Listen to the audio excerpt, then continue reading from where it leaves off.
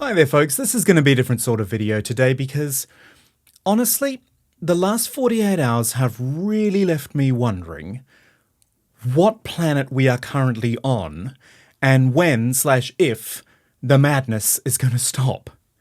There are less than 2 weeks until the US presidential election. 2 weeks. So for the candidates, it should all be about hitting some home runs, locking down support, doing and saying things which don't attract controversy, and who am I kidding? This is 2024. Anything goes. We got the salt on it. Like a trip to McDonald's to put in a shift like a regular Joe or a regular Donald. Now for Trump, I'll give him this, it's on brand. We know he likes the product. He has served it to his guests at the White House before. But this wasn't even a photo opportunity. It was a stunt. Plain and simple. And, I should say, a stunt the media was happy to give hours of coverage to. The McDonald's, it was closed. The customers, they were Trump friendly. They were brought in, especially. And he was only doing this stunt because he is convinced Kamala Harris didn't work at McDonald's in the 1980s like she says she did, and now he can say that he did. Honestly, it is just a stupid thing to have become a headline. But Trump, as he so often does, has managed to make it work to his advantage. These images have resonated, right? The man of the people serving up the great symbol of American cuisine and supporting the everyday worker. All flying in the face of his distaste for paying overtime, which he has said out loud, but hey, since when has something like that ever mattered?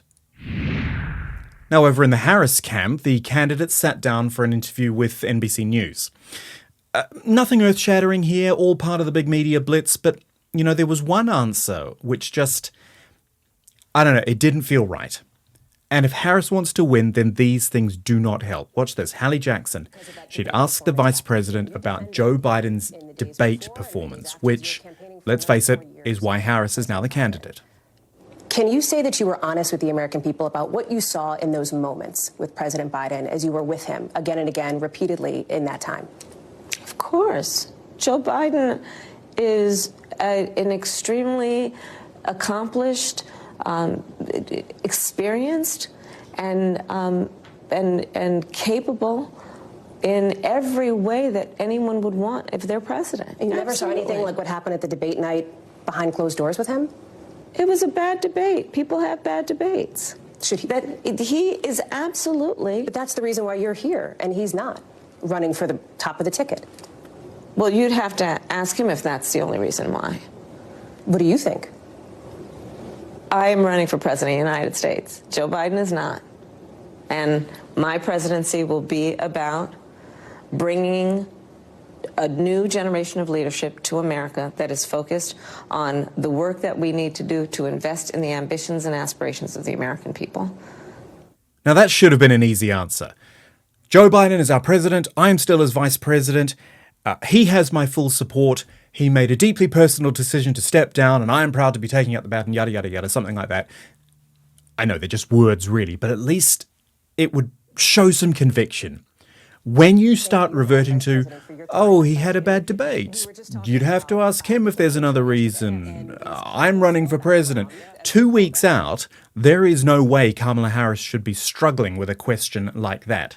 It does not help to counter this idea that she doesn't answer her questions properly or give specifics.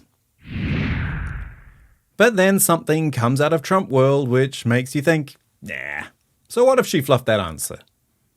Out front tonight, the breaking news, the kind of generals Hitler had.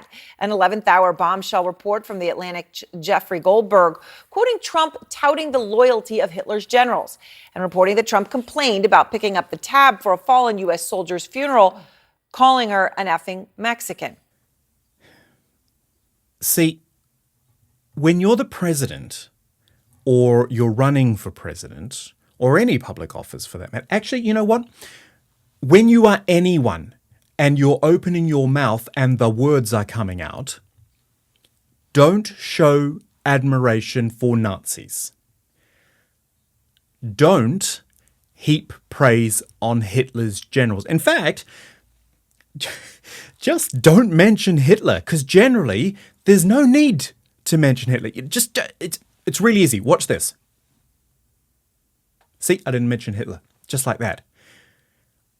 Honestly, this isn't even one of those it'd be funny if it weren't so serious things, because this is how Donald Trump wants to rule. He likes authoritarianism. He loves dictators.